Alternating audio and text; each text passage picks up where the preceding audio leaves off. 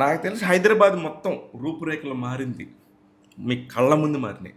Film నగర్లో నేను హైదరాబాద్ వచ్చిన రోజున ఒకే ఒక్క బిల్డింగ్ ఉండేది, ఇది ఏసీఎస్.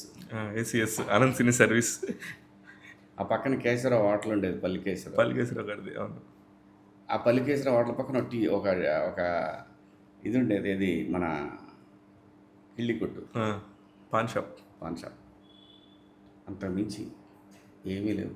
అప్పుడే ఫిలిం నగర్ అక్కడ అపార్ట్మెంట్లు ఉన్నాయి, ఈ ఆర్టిస్టుల కోసమని, టెక్నీషియన్ల కోసమని కట్టారు. ఆ మూల మీద ఉంటాయి, అవి కడుతున్నారు. 20 feet రోడ్డు ఉంటుంది, లేదా 30 feet రోడ్డు. 30 feet రోడ్డు ఉండేది, చిన్నది. అంతే ఆటోలు ఉండేవి అంతే. అది ఆ గుడిసె హోటల్ పల్లికేశ్వరం, ఇంకేం లేదు. అక్కడ ముందు పోతే పద్మాలయ స్టూడియో ఉండేది లోపలికి. ఇంకా అసలు రోడ్డు కూడా లేదు శివ.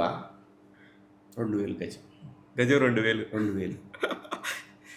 మా ఊళ్ళో ఆ రోజున కొన్న పొలం 25,000 ఎకరం. ఎంత వచ్చేదేడా? అదే అసలుకి అదే ఆలోచన. వరుస పెట్టి ఒక 5 ఎకరాలు నాకు అన్నపూర్ణలో డబ్బులు ఇచ్చి 5 ఎకరాలు కొన్నా. ఇంకా 25,000 30,000 అప్పు చేసి కొన్నా.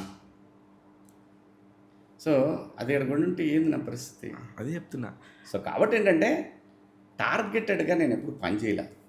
గో విత్ ద ఫ్లో, ఎలా అయితే అలా నడిపిద్దాం బండిని.